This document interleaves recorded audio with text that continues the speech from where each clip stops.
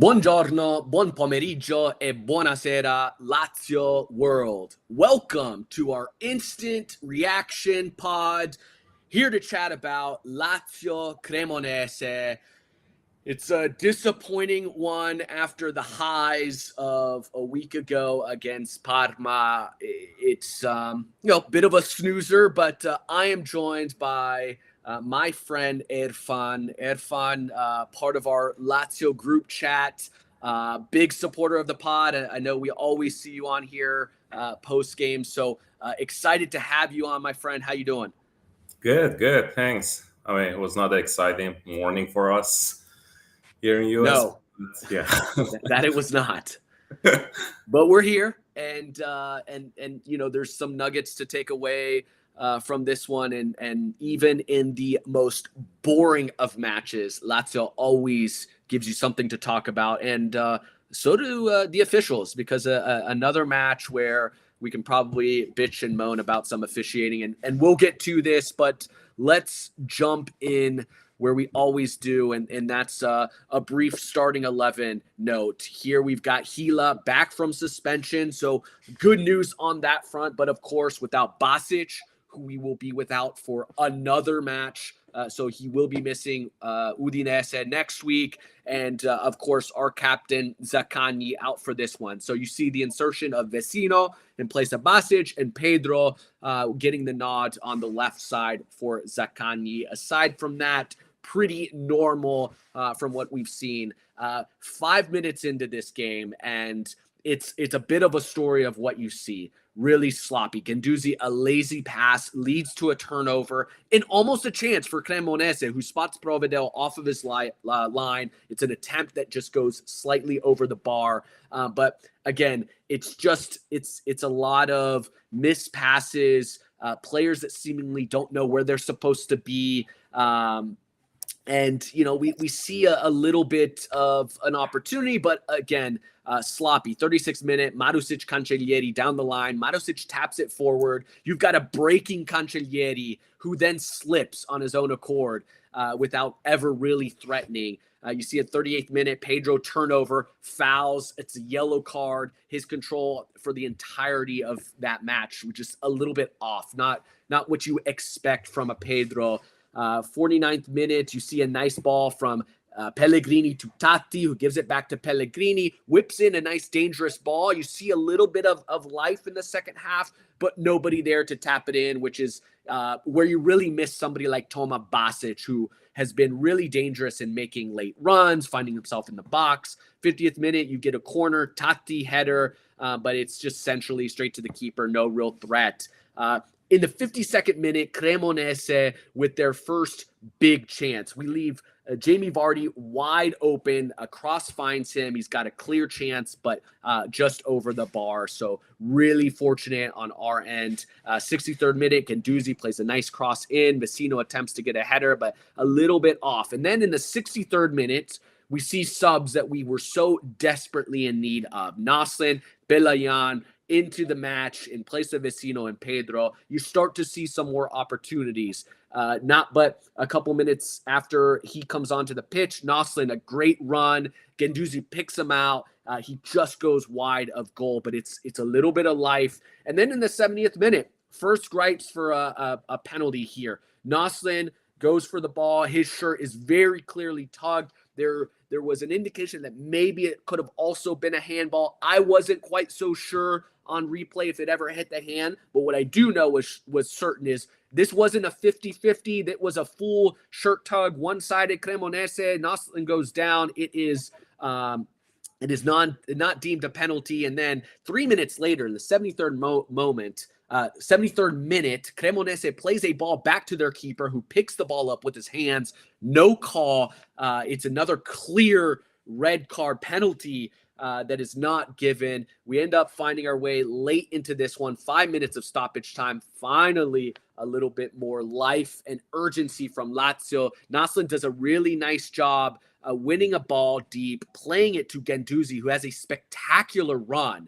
and then plays a ball off to Cancellieri, who essentially has a chance at goal, but is taken out Look, it's a clear intent. It's a red card. He's issued a red card. I got to say it's smart from Cremonese defender there to take him down because Cancellieri here clearly has a chance to take the lead here, but it's given a free kick just outside the edge of the box. Cataldi with the dying moments, chance to win the match, takes the free kick. He's got Tati all alone in the corner, elects to go for it himself, just over the bar. The whistle is blown, 0-0. This one ends. Edfen, give me your 3 words or less to describe this match. Well, I can say I think urgency came late. That's if I want to just describe the match. You and me are on the same page. I Yeah. literally, word for word, my 3 words, urgency came late. So tell me about why you say that and what led to some of the urgency. Was it simply the substitutions, the personnel? Yeah, I mean, so I think there were like 2 parts to the game. The first part, the first half, makes sense. We were a bit cautious about not them taking a goal early in the match, which was, I mean, could happen like on two occasions. So I understand the first half going kind of slow, but when the second half started, I think that the first 2 subs were good. Pedro, obviously, he's not at his best form. Wasino kind of the same, and both of them, I think, one is age, but also they don't have physics to run against the Cremonese players. They're so huge. They're physical. They're tough. So I think that was good. But then later, Lazzari came in. We could see multiple runs, good runs from him. But I think it was too late by then. If we could have just started the subs like in halftime, like going to the second half, taking Pedro and Wasino out, maybe Wasino in, but Pedro out. I think we could have started earlier. We could push forward much earlier in the game. Yeah, I agree. Look, this side has been a side all season long that's been without real technical ability, and it's been a side that, you know, I quite admire the way Sadi has constructed us, very tough to beat, which is fine when you're playing the sides like Milan, Inter, Juve, but against a Cremonese, you got to be a little bit better. You got to be a little bit more front-facing, forward-facing, attack-minded. And while we were without, you know, our most technical player in Zaccagni, who I think has been quite good this season, and you're without him, and that's such a big piece. And then you're without Toman Basic, who has proven now, wow, he's got some technical ability. He's got a nose for goal. He's created goals. He scored a couple goals. You start to realize how important he is to this side, and you insert 2 veteran, older players, little slower. Pedro does have the technical ability, but he doesn't have the pace right now, especially playing out wide to really threaten. And what was so concerning was how he was playing the position. He wasn't finding himself out wide very often or up high. He was finding himself trying to draw in and collect the ball and play more of that old school number 10. And it really changed the way we attacked. You only saw that attack coming from Cancellieri on the right, who was playing that traditional winger role. So I think that really affected us. And to your point, we waited much too long to make an adjustment against Cremonese, who also didn't threaten at all in this match, aside from a couple opportunities, but they weren't really threatening. So knowing we have players like Noslin, and again, the game changed. You throw in Noslin, you throw in a player like Belayan, which was nice to see because he's been in jail essentially for months now. And so a game like this, where you want a little bit more technical ability and you started to see some more chances, and then you got Lazzari. I know in our chat you had wanted to see Nuno Tavares, which of course would have given us more attacking prowess, but given, I don't know, I think we saw Nuno warming up just a little bit towards the end, but given the rumors that he wasn't even at the Christmas party, I think he's all but like out of the club. But you at least saw a little bit more when Lazzari came in, so that it was disappointing. Let's talk about because that one is on Sadi, right? Like ultimately that one's on Sadi. But talk to me about some of the players that stood out. Who was your man of the match in this one? Well, I think we should pick between Guendouzi and Cancellieri. Cancellieri was a bit better in that first half.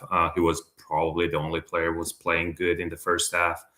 Like that slippery in our counter attack that could go as a goal. But during second half, I think Guendouzi played very well. Guendouzi was really good. Probably I would pick him as the best man. Yeah, I agree. I think my three players that I was really looking at were Cancellieri, Cataldi as well, another all-around performance from him. I mean, you don't go a match without him being the player that's covered the most ground, and he was playing a lot further up the pitch today than I think you usually see, especially late in the game. But Guendouzi, a performance that I mentioned 5 minutes into the match, it's a silly turnover by him, and I'm like, what is up with this guy, right? He was such a critical player for us the past 2 seasons, and this year he's just been a little bit off. So I thought it was going to be another one of those matches where, we're without Toma Basic, and how many guys in the midfield have to go out before Guendouzi finally, just takes the reins as the guy in the midfield. We just hadn't seen that, but he really turned it around, and you started to see more and more opportunities created. And I thought you saw that from him. A couple of those chances were because he very much had the intent of dribbling around the box, going down the byline, playing a ball in either a cross or there was a chance where he drove the ball down the byline and the keeper, did a good job cutting it off. So it was very intentional. You saw that it was working and he wanted to continue to create. So much, much better from Guendouzi there, and Cancellieri. I mean, he's just a winger that he's a true winger, which is interesting because early in his Lazio career, they thought that maybe he would play in that striker role, but he's very clear, just with his physicalness, his strength, his pace. I mean, he was the most fouled player in the match today, which typically goes to a Zaccagni. So it was nice to see him kind of take players on. He won the most duels in today's match. I thought, again, he's a player that will often lose the ball, but because he's always trying, he's always pushing forward. And I quite admire his desire to track back. And when he makes a mistake, he's kind of the first one to run back, very Zaccagni-like in that way. And so it's just good to see his confidence continue to grow. So yeah, I think if I have to give it to one guy, I would also say Guendouzi, because it was a match that required him to step up, and we finally kind of saw that, especially with the first few minutes being a little bit sloppy from him. But I thought it was, again, a very weird match because, and we'll talk about our bidone, but I didn't think overall, typically in a match like this where you're disappointed, it's against Cremonese, you have a couple clear bidones, a couple, stinkers, some bad performances, maybe a Provedel, stinker, but overall it was just an odd match. It was like everybody was slow in their and maybe it's the product of being without so many guys and being on the fly, right, and trying to figure this out, because it really did feel like guys didn't know what they were supposed to do. You saw it early on. I think Cataldi was playing the ball, and I remember him kind of yelling at Pedro to make his move. So which leads me to say my bidone was Pedro, which again, you just don't expect that from a player of his status, his experience, and especially what we saw last year. We haven't really gotten that from him this year. A little bit unfair to put it all on him because we haven't necessarily been given the moments. Like last year, he would be subbed in late, right? And we would need a goal and he'd be in the position to capitalize. But I think this year, when he does come on, it's just not in the right moments. And today felt like one of those games where he just wasn't used in the right way. Who was your bidone and what do you think of Pedro? I think Pedro for sure. I can't think of anyone else. That the rest of players, I think they did their job very well. So about Pedro, I agree. I think I don't know if we should say he's finished or not. We said that probably like 2 years ago in the last Yep. year. Sorry, and then last season he just shined. So I don't know if we should say he's finished, but I think it was not a right match for him too, both in terms of the team against us, but also playing from the beginning. When you want more build up, you want more quick adjustments. It was probably around like 15 minutes, and someone from the Cremonese was just running on the right side, and then he couldn't even chase that player. He was running back, and he couldn't even get the player. He's now much slower compared to how we saw him. Yeah, I think it was not a right match for him too. So. Um, if I want to select someone, that would be Pedro. I mean, it was funny because you mentioned Cataldi yelled at him. I think there was like two occasions that even Pellegrini yelled at him, Mhm. which means a lot. I mean, Yeah. Pellegrini, who's always probably people blame him, he was just yelling at him, just run when I have the ball. So he was coming back, but yeah. So I'm curious, what do you make of Sadi's decision to start him, and then ultimately in the 60th minute, we finally see Mhm. him sub him out and placing Noslin in, which frustrates me because, and probably many of us, because we've seen Noslin every single time he has gotten an opportunity this season, and even going back to last year, he's done something. He's created. He's either scoring, Yeah. assisting, or just wreaking havoc, Hmm. and we know that it seems it can always change, right? But given uh obviously Dia is out now for African Cup, and it's you would, even based off Dia's performance, seemingly Naslin is the number two striker, right? Is it as easy of a thought that Sadi is saying, look, he's my number two striker. I want to sub him in late into the match, into that number nine, and doing everything he can to keep him in that role? Or is it still do you take it as like, hey, he still doesn't trust Noslin at all, would rather play a more experienced player? Because, yeah, I just can't get around where Sadi's head at. What do you think? I think that was kind of my take and my thought when he started the match playing Pedro as a wing. But when he saw Nosley in that position, he could easily probably start him in that Right. position. So I was thinking if someone wants to come out and Nosley goes in, that's probably Toddy again. But he placed him, and Nosley actually played very well there too. I think he did his job too. Um, the only thing is that there was one component into it, and that was that the fever that Noslin had. So there was some discussion about both Romagnoli and Noslin having a fever before the match. So I think if that was the reason, fine. If it was not, I think sorry need to reevaluate playing Noslin. And I think even for Totti, when Zakani is back, I think Totti he's not as his best form, I think, and um, he was okay today, but I think he could perform better. There were multiple occasions that he could just stop the ball, turn, shot at the goal, but as soon as he gets the ball, he falls on the ground. He's just looking to get fouls, to get penalties, which I think you mentioned two possible penalties, or one penalties and one the pass back.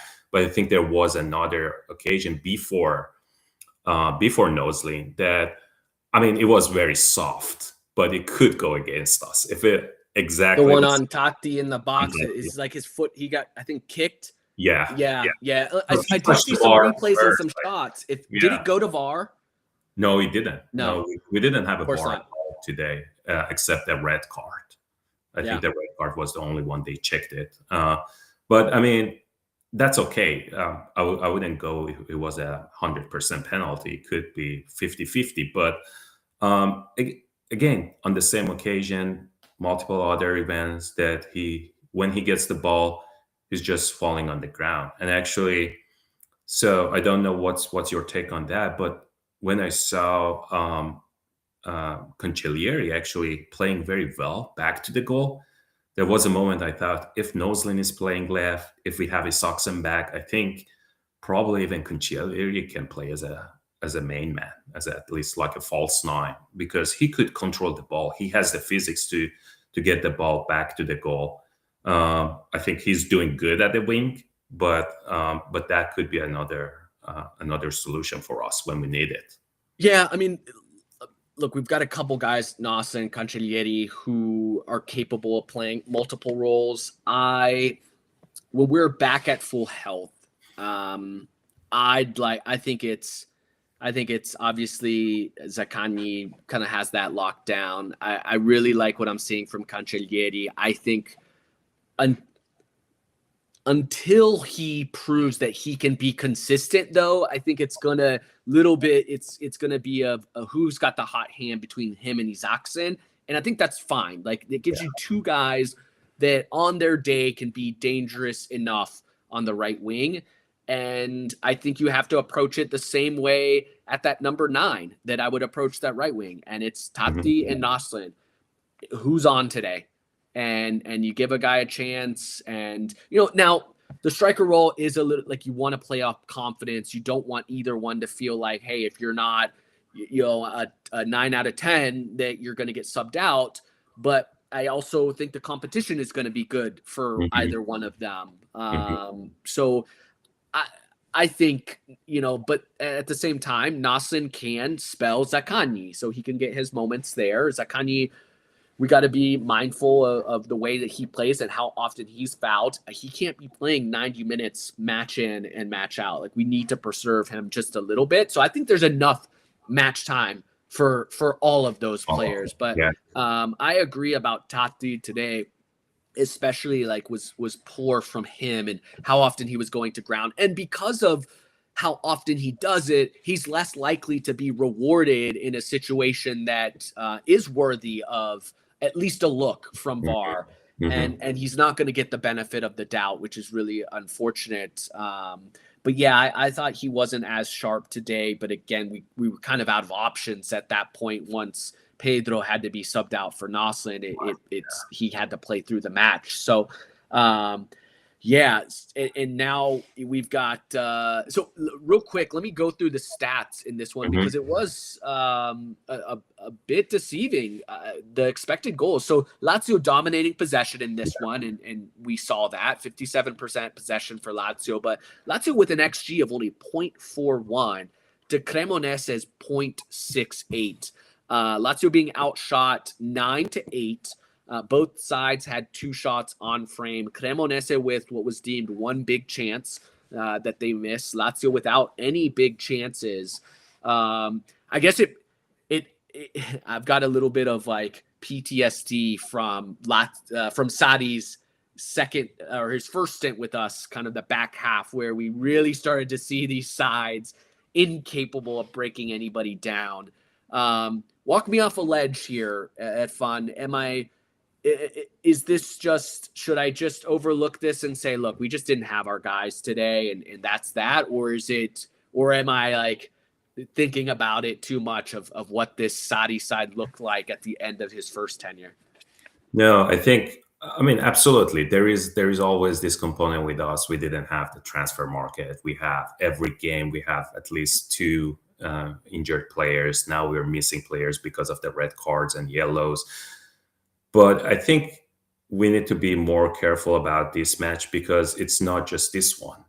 Looking at the teams, like we played against Sassuolo, we played against Pisa, and now against Cremonese.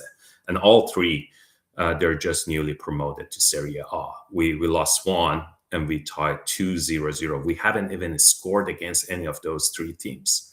And so to me, that's not a coincidence, which probably tells a lot about the season that we have. We are playing good against the teams that they are They have more positions, so we can press high, or at least sit back and look for more counter attacks.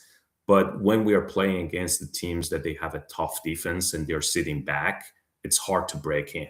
I think we don't really have the technical players. We used to have someone like Pedro, but we can see we cannot rely on Pedro anymore. And when we are missing Zaccani, probably we don't really have a player who can just pass one or two players and make something out of nothing. I think they're both. At the same time, I don't know if Sarri. I'm pretty sure Sarri understand it, and I think he just don't have players to do or think about it. He's just waiting probably for the winter transfer market and see who he can get. Until then, I don't know. I mean, at the same time, he can be more risky, like what we saw in a last 20 minutes. But that could, like Sassuolo game. That's exactly what happened. He's probably scared of losing even 1 point. So if we're talking about losing or getting a point, of course we go with a point. So I think that's probably his approach. Yeah, that's fair.